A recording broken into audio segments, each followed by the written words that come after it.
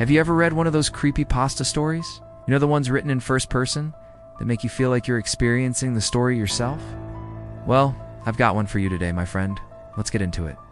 Sarah Mitchell, a 28-year-old attorney from Chicago, never expected her life to change because of a letter. A single envelope, old and yellowing, sealed with red wax, and smelling faintly of mildew, arrived at her office. Inside, a name she had never heard before. Evelyn Blackwood, Gretante, recently deceased. No living heirs, except Sarah. And with her death came something else. An inheritance. A mansion.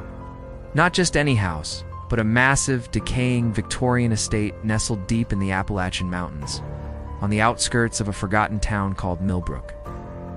The will came with a single condition. Sarah had to live in the house for exactly 30 consecutive days. No breaks, no exceptions. If she left early, the estate would revert to the town. Curious, disillusioned from a recent breakup, and exhausted from the city's relentless pace, Sarah accepted. It felt like an unexpected escape, a chance to reset, maybe even uncover a hidden part of her family's past. But what she didn't know was that she had not inherited a home. She had stepped into a trap, an intricate web of secrets, lies, and murders stretching back generations. She arrived in Millbrook under a violent storm. Rain pounded the windshield as her rental car struggled through winding dirt roads. The gate to the property groaned open like something alive, exposing the house. Towering turrets, broken windows, vines crawling across the walls. The Blackwood estate stood like a beast in slumber. The townspeople offered no warmth. At the grocery store, the gas station, the local diner, every mention of her name drew sideways glances and forced smiles. When she mentioned the house, conversations stopped, heads turned.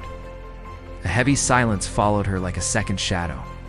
No one would speak about Evelyn, no one dared. The first few nights, Sarah dismissed the oddities, the creaking floors, flickering lights, the strange coldness in certain hallways.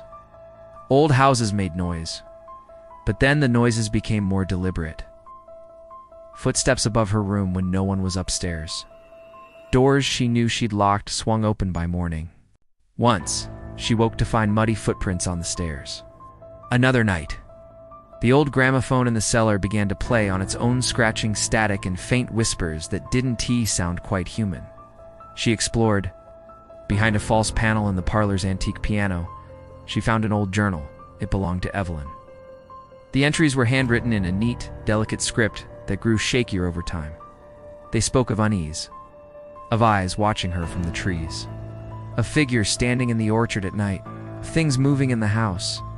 But Evelyn didn't blame ghosts. She blamed people. She believed the women in the Blackwood line were being murdered. Every generation, a new accident. Her cousin drowned. Her aunt fell from a staircase. Her sister burned in a fire. Evelyn believed she was next. And now, Sarah was in the same house, under the same roof. Sarah began digging. She visited the town archives, the courthouse, the long-forgotten records hidden beneath layers of dust and bureaucracy.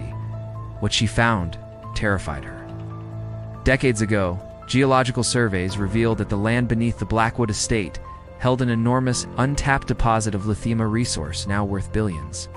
The only problem, the land was privately owned. Evelyn had refused to sell. The town's leadership, the mayor, the police chief, members of the local council, had all quietly tried to claim it. And when Evelyn wouldn't budge, things took a darker turn. Sarah discovered records that had been tampered with, coroner's reports rewritten, property disputes buried, witnesses silenced. It wasn't ghosts haunting the estate, it was greed. The longer Sarah stayed, the more dangerous things became. Someone was watching her. Her tires were slashed. Someone broke into the house and rearranged objects in her room. She installed hidden cameras. Some were destroyed. Others caught shadowy figures moving through the halls at night. Then came the moment she couldn't ignore. In the middle of the night, she heard footsteps in the attic.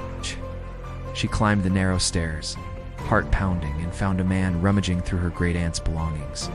He was filthy, wild-eyed Pete Hutchins, a local drifter with a criminal past. She confronted him. A struggle broke out. Pete revealed everything. He had killed Evelyn, strangled her, and staged it as an accidental fall. And now he had been sent back to finish the job with Sarah. And now she could hear the others arriving. He turned, a wild look on his face. More footsteps. Too late, Sarah escaped the attic, bloodied and shaken, and fled into the dark forest behind the mansion. But they followed Pete. 2 more men from the council, armed and determined.